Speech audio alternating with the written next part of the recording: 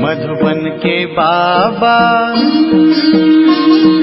मधुबन के बाबा मुरली वाले, आपका क्या कहना, आपका क्या कहना। ओम शांति। आज 25 जनवरी 2023 के साकार मधुर महावाक्य हैं। आज मीठे मीठे बाप दादा बोले, मीठे बच्चे, बाप को याद करने की खूब मेहनत करो, क्योंकि तुम्हें सच्चा सोना बनना है। बाबा ने कहा, मीठे बच्चे, बाप को याद करने की खूब मेहनत करो, क्योंकि तुम्हें सच्चा सोना बनना है। बाबा ने आज प्रश्न पूछा कि अच्छे पुरुषार्थियों की निशानी क्या होगी, और उत्तर में बाबा कहते, जो अच्छे पुरुषार्थी होंगे वह कदम कदम श्रीमत पर चलेंगे। सदा श्रीमत पर चलने वाले ही ऊंच पद पाते हैं। बाबा बच्चों को सदा श्रीमत पर चलने के लिए क्यों कहता? क्योंकि वही एक सच्चा सच्चा माशूक है, बाकी सब उसके आशिक। ओम शांति। ओम शांति का अर्थ तो नए व पुराने बच्चों ने समझा है। तुम बच्चे जान गए हो कि हम सभी आत्माएं परमात्मा की संतान हैं। परमात्मा है ऊंचे ते ऊंच और बहुत प्यारे ते प्यारा माशूक सभी का। बच्चों को ज्ञान और भक्ति का राज तो समझाया है। ज्ञान माना दिन सत्युग त्रेता, और भक्ति माना रात द्वापर और कलयुग। भारत की ही बात है, और धर्मों से तुम्हारा जास्ती कनेक्शन नहीं है। 84 जन्म भी तुम ही भोगते हो। पहले पहले भी तुम भारतवासी आए हो। 84 जन्मों का चक्र तुम भारतवासियों के लिए है। ऐसे कोई नहीं कहेंगे कि इस्लामी बौद्धी आदि 84 जन्म लेते हैं। नहीं, भारतवासी ही लेते हैं। भारत ही अविनाशी खंड है। यह कभी विनाश नहीं होता और सभी खंडों का विनाश हो जाता है। भारत ही सबसे ऊंच ते ऊंच है, अविनाशी है। भारत खंड ही स्वर्ग बनता है, और कोई खंड स्वर्ग नहीं बनता। बच्चों को समझाया गया है कि नई दुनिया सत्युग में भारत ही होगा। भारत ही स्वर्ग कहलाता है, वही फिर 84 जन्म लेते हैं। आखिरी नरकवासी बनते हैं और फिर वही भारतवासी स्वर्गवासी बनेंगे। इस समय सभी नरकवासी हैं, फिर और सब विखंड विनाश होंगे, बाकी भारत ही रहेगा। भारत खंड की महिमा अपरम अपार है। वैसे परमपिता परमात्मा की महिमा और गीता की महिमा भी अपरम अपार है, परंतु सच्ची गीता की। अभी बाप तुमको राजयोग सिखलाते हैं। यह गीता का पुरुषोत्तम संगम युग है। भारत ही फिर पुरुषोत्तम बनने का है। अभी वह आदि सनातन देवी देवता धर्म नहीं है, राज्य भी नहीं है, तो वो युग भी नहीं है। बाबा ने समझाया है, यह भूल भी ड्रामा में है। गीता पर फिर श्री कृष्ण का नाम रखेंगे।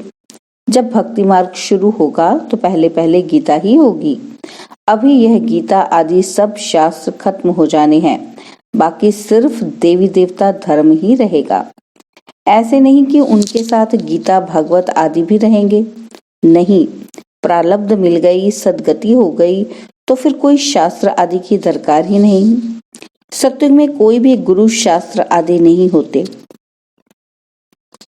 इस समय तो अनेक गुरु हैं भक्ति सिखलाने वाले। सदगति देने वाला तो एक ही रूहानी बाप है, जिसकी अपरम अपार महिमा है। उसे ही वर्ड ऑलमाइटी अथॉरिटी कहा जाता है। भारतवासी बहुत करके ये भूल करते हैं, जो कहते हैं कि यह अंतर्यामी है, सबके अंदर को जानता है। बाप कहते हैं, बच्चे, मैं कोई के अंदर को नहीं जानता हूँ। मेरा तो काम ही है पतितों को पावन बनाना, बाकी मैं अंतर्यामी नहीं हूँ। यह भक्ति मार्ग की उल्टी महिमा है। मुझे बुलाते ही हैं पतित दुनिया में, और मैं एक ही बार आता हूँ, जबकि पुरानी दुनिया को नया बनाना है। मनुष्यों को यह पता ही नहीं कि यह जो दुनिया है वह नई से पुरानी और पुरानी से नई कब बनती है। हर चीज सतो रजो तमो में जरूर आती है। मनुष्य भी एक जैसे होते हैं। बालक पहले सतोप्रधान है, फिर युवा वृद्ध होते हैं, अर्थात रजो तमो में आते हैं। बूढ़ा शरीर होता है, वह छोड़ जाकर बच्चा बनते हैं। दुनिया भी नई से पुरानी होती है। बच्चे जानते हैं कि नई दुनिया में भारत कितना ऊंच था। भारत की महिमा अपरम अपार है। इतना धनवान, सुखी, पवित्र और कोई खंड है ही नहीं। अब सतोप्रधान दुनिया स्थापन हो रही है। त्रिमूर्ति में भी ब्रह्मा, विष्णु, शंकर दिखाया है। उनका अर्थ कोई समझते नहीं है। वास्तव में कहना चाहिए कि त्रिमूर्ति शिव, न कि ब्रह्मा। ब्रह्मा, विष्णु, शंकर को क्रिएट किसने किया? ऊंचे ते ऊंच शिव बाबा है। कहते हैं ब्रह्मा देवताय नमः, विष्णु देवताय नमः, शंकर देवताय नमः, शिव परमात्माय नमः। तो वह ऊंच हुआ ना? वह है रचयिता। गाते भी हैं परमपिता परमात्मा ब्रह्मा द्वारा ब्राह्मणों की स्थापना करते हैं। फिर परमात्मा बाप द्वारा वर्षा भी मिलता है।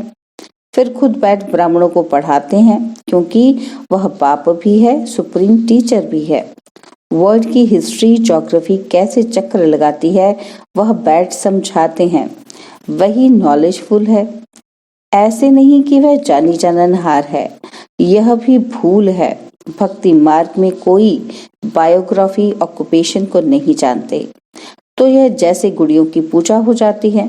कलकत्ते में गुड़ियों की पूजा कितनी होती है, फिर उनकी पूजा कर खिला पिला कर समुद्र में डुबो देते हैं। शिव बाबा मोस्ट बिलवेड है। बाप कहते हैं मेरा भी मिट्टी का लिंग बनाकर पूजा आदि कर फिर तोड़ फोड़ देते हैं। सवेरे बनाते हैं, शाम को तोड़ देते हैं। यह सब है भक्ति मार्ग, अंधश्रद्धा की पूजा। मनुष्य गाते भी हैं कि आप ही पुजारी, आप ही पूज्य। तो बाप कहते हैं मैं तो सदैव पूज्य हूँ। मैं तो आकर सिर्फ पतितों को पावन बनाता हूँ। 21 जन्मों के लिए राज्य भाग्य देता हूँ। भक्ति में है अल्पकाल का सुख, जिसको सन्यासी काग विष्टा समान सुख कहते हैं। सन्यासी घर बार छोड़ देते हैं, वह है हद का सन्यास। हठ योगी है ना, और भगवान को तो जानते ही नहीं। ब्रह्म को याद करते हैं, ब्रह्म तो भगवान नहीं, भगवान तो एक ही निराकार शिव है, जो सर्व आत्माओं का बाप है। ब्रह्म है हम आत्माओं के रहने का स्थान। वह ब्रह्मांड स्वीट होम है। वहां से हम आत्माएं यहाँ पाठ बजाने आती हैं। आत्मा कहती है कि हम एक शरीर छोड़ दूसरा शरीर लेता हूँ। 84 जन्म भी भारतवासियों के हैं। जिन्होंने बहुत भक्ति की है वही फिर ज्ञान भी जास्ती उठाएंगे। बाप कहते हैं बच्चे ग्रस्त व्यवहार में भल रहो, परंतु श्रीमत पर चलो। तुम सब आत्माएं आशिक हो, एक परमात्मा माशूक द्वापर से लेकर तुम याद करते आए हो। दुख में आत्मा बाप को याद करती है। यह है ही दुख धाम। आत्माएं असली शांति धाम की निवासी हैं। पीछे आई सुख धाम में, फिर हमने 84 जन्म लिए। हम सो हम का अर्थ भी समझाया है। वह कह देते आत्मा सो परमात्मा और परमात्मा सो आत्मा।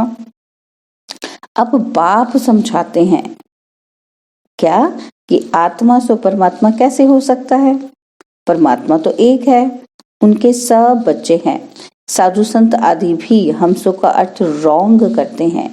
अब बाप ने समझाया है कि हम सो का अर्थ ही है कि हम आत्मा सतयुग में 100 देवी देवता थे, और फिर हम 100 क्षत्रिय, हम 100 वैश्य, हम 100 शूद्र बनी।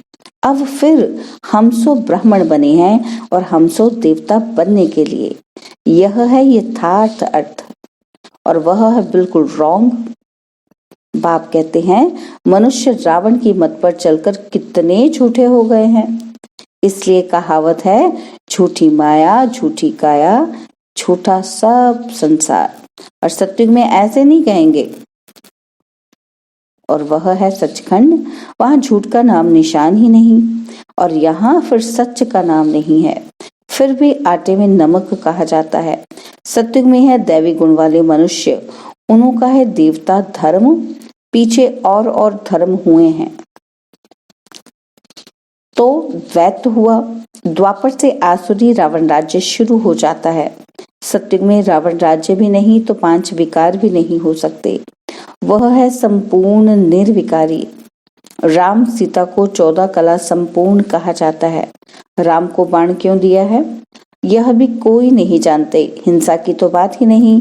तुम हो गॉडली स्टूडेंट तो फादर भी हुआ, स्टूडेंट हैं तो वह टीचर हुआ। फिर तुम बच्चों को सदगति दे स्वर्ग में ले जाते हैं तो सतगुरु हुआ।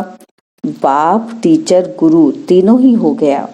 उनके तुम बच्चे बने हो तो तुमको कितनी खुशी होनी चाहिए। तुम बच्चे जानते हो कि अभी है रावण राज्य। रावण भारत का सबसे पुराना दुश्मन है। यह नॉलेज भी तुम बच्चों को नॉलेजफुल बाप से मिली है। वह बाप ही ज्ञान का सागर, आनंद का सागर है। फिर ज्ञान सागर से तुम बादल भरकर जाए वर्षा करते हो।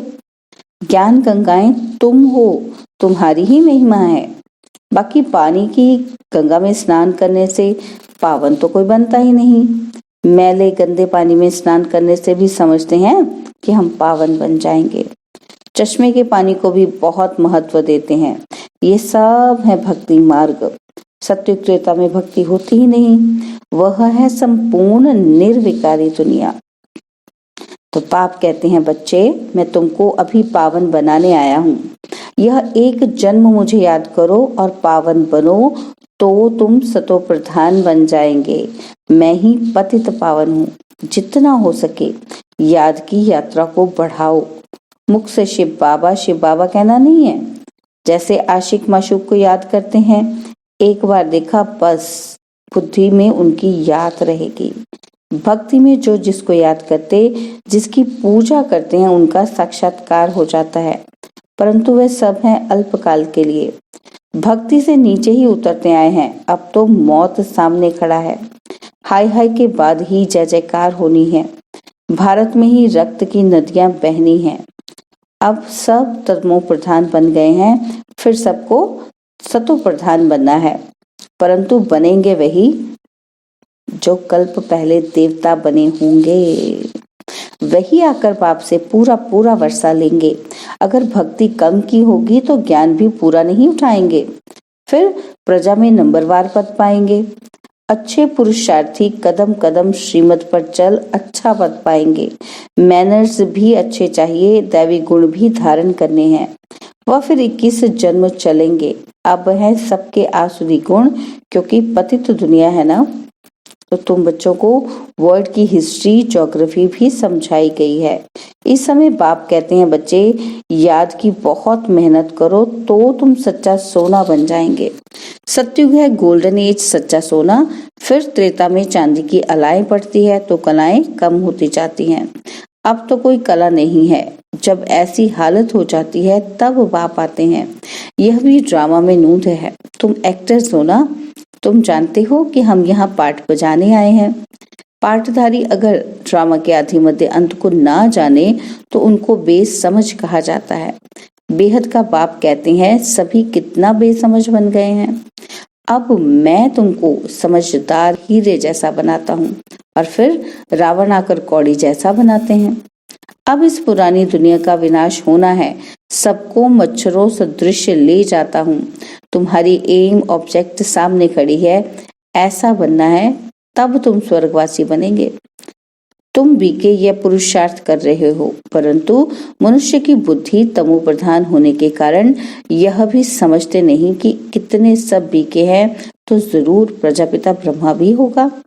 ब्राह्मण है चोटी, ब्राह्मण फिर देवता। चित्रों में ब्राह्मणों को शिव को गुम कर दिया है। ब्राह्मण अब भारत को स्वर्ग बना रहे हैं। अच्छा मीठे मीठे सिक्की लदे बच्चों प्रति माता पिता बाप दादा का नंबरवार पुरुषार्थ अनुसार याद प्यार और गुड मॉर्निंग। रूहानी बाप की रूहानी बच्चों को नमस्ते। हम रूहानी बच्चों की रूहानी बाप दादाजी को दिलवा जान सिकवा प्रेम से नमस्ते। ओम शांति। प्यारे बाबा, मीठे बाबा, मेरे बाबा, शुक्रिया बाबा, शुक्रिया बाबा, शुक्रिया बाबा।